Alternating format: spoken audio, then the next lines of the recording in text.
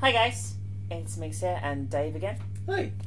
and we are sitting on the couch here. We were just talking about how Mix feels sometimes like people might consider her a sociopath, and I thought that might be an interesting topic to film. So, yeah, why do you think that people might think of you as a sociopath? I think people sometimes think that I am a sociopath. Well, I know they think I'm a sociopath because of my decisions in video games. In the comments and stuff. In the comments, particularly games where I have to make decisions where things are empathetic and things result in other characters dying, and I do it in a fairly blasé manner. Yeah. And I wanted to just address some recent occurrences of this, and just talk about like me a bit more as a real life person as opposed to Minx the internet persona. When you say that kind of thing, the thing that immediately comes to mind is that's just your sense of humor. Like, yeah. you like being blasé about really intense things because it's a way that some people deal with that kind of intensity. Like, because it's so intense to take on something and you care so much, that distances you from it a bit and allows you to actually process it. I think sometimes I'm trying to do something different to what a lot of YouTubers do as well. A lot of YouTubers are always like, I'm making the right choice. Yeah. I'm doing the right thing. And I'm like, well, I don't want to do the right thing. That's boring. I want to do the wrong thing and watch hundreds of people die. But it's not because I think in real life I'm quite an empathetic person and quite a caring and loving person. I think so. I think I can be pretty emotional at times. And I feel that in the videos it's something completely different, obviously. I just wanted to address a few points. For example, let's take Soma, for example. Okay. So in Soma there's a bit where you meet this woman. She's the last surviving human on the whole planet. Okay. And she asks you to kill her. Turn her off her life support machine. Yeah. Within a second of her asking, I switched it off and was like, yeah, bye. God. People in the comments were fairly upset by that, but this is the reason why I thought nothing of it. Because I don't know who this woman is. There was no build-up. This wasn't even a question of me trying to be comical. The game had no reason for you to be emotional about this whatsoever. Gotcha. So that's bad, emotional I thought it was just development. Bad development, yeah. It was like, yeah, don't give a fuck. Gotcha. So that's the first one I touched on. I'll just very brief that one, but the more interesting ones. Now, in Until Dawn. In Until Dawn, a lot of people were upset about how I dealt with Ashley. So in Until Dawn, one of the characters fakes that the whole thing is a murder. There's a murderer loose. There's actually not a murderer loose in Until Dawn. Okay. One of them fakes it and sets up this elaborate hoax to get revenge on the others for his sisters dying. Okay. And there's one thing where he gets two of his friends and has them in a saw-like trap with saw blades coming down towards their heads, and he gives them one bullet and he's like, choose who die. If you shoot one of you, if one of you gets shot, the blades will stop and save the other one. And it's these two characters called Chris and Ashley. I made Chris shoot Ashley.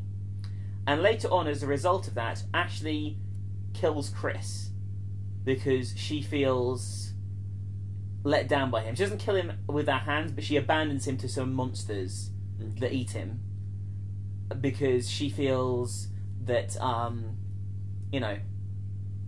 that he betrayed her. Gotcha.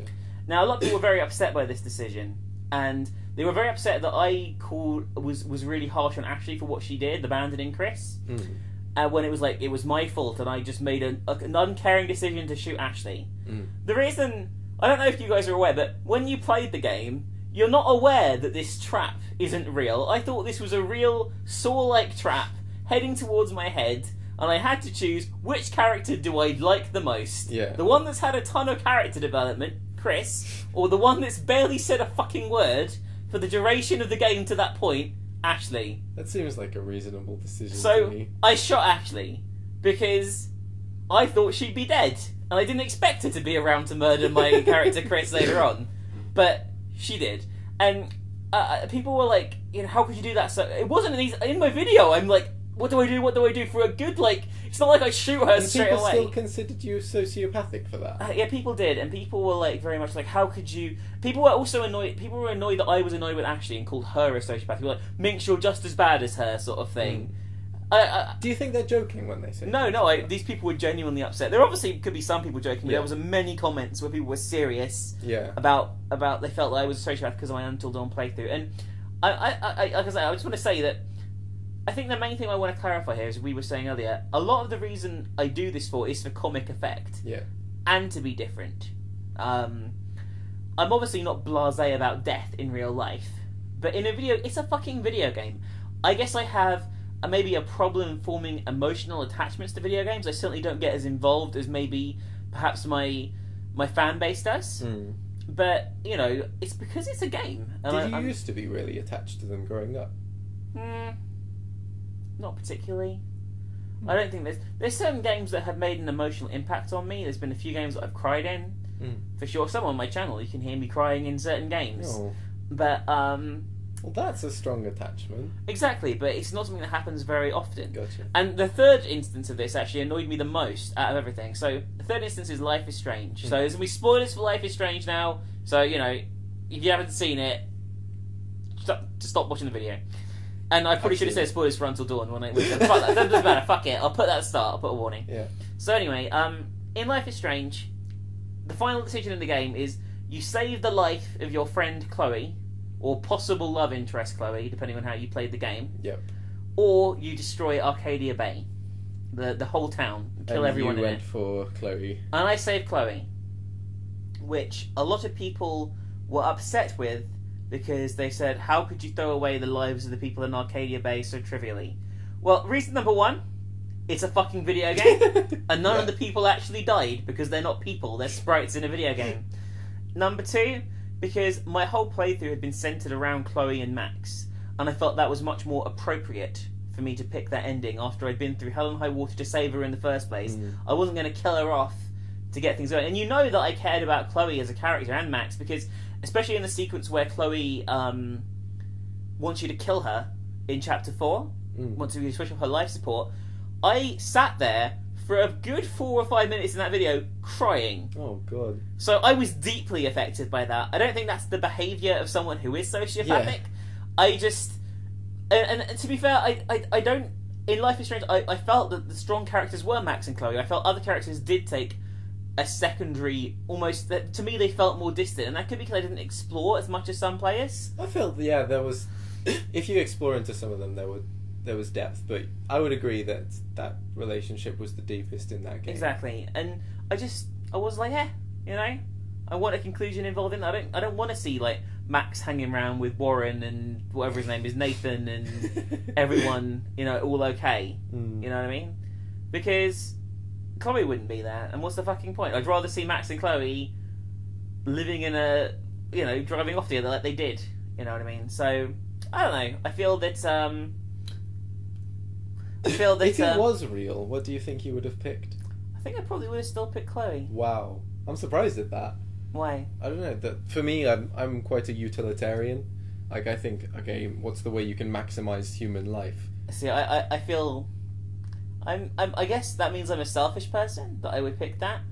But at the same time, if it was other people, I'd probably encourage them to do that too. I feel... I don't know. I feel... It's going to make me sound like a sociopath, that. I don't know. What do you think? I'm just interested. Like, I don't think you're a sociopath for it, but I'm just curious about the reasoning. I don't know. I just feel that I value close interpersonal relationships rather than the whole piece of the whole world. You know what I mean? I do like much more to save someone I love than I would a starving child in Africa, for example. You know what I mean? Not because I hate that starving child, but because I'm more involved in what's the person I'm in love with in the world. In the world. I can understand that. Like, people make that choice every day when they, like, I don't know, buy a cup of coffee instead of giving out to charity or something. I mean, it's not as monumental as Rewinding Time, but none of us are going to be in the Rewinding Time scenario. Yeah. But like, I mean? that's not sociopath. I can totally understand that. Yeah, that seems reasonable when you explain it that way. But I don't know.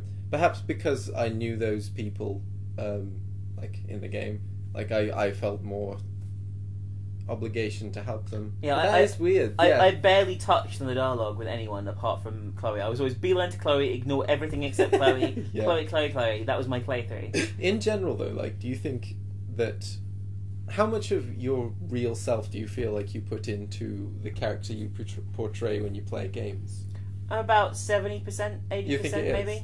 Yeah, I mean, there's a great deal of my real self there, but there's certainly still Minx is much more of a bitch than me, for example, and she's far prone to saying things that I would never say. For example, when Kate was jumping off the building, if a friend of mine was on top of a building and going to kill themselves, I wouldn't run up the stairs going, "You stupid fucking bitch," at the top of my voice, like I did. I actually think I cut that out of the playthrough because I was worried people would be even more triggered. That's funny. To be honest, I think that's a reasonable response because you're so like flabbergasted that you don't know what to say and things just come out. I don't know if I cut that out or not. I might have done. I certainly cut dialogue that I said at certain times, but I certainly say things to try and be comical and try to be controversial and to create, something that fits in with the channel's general feel.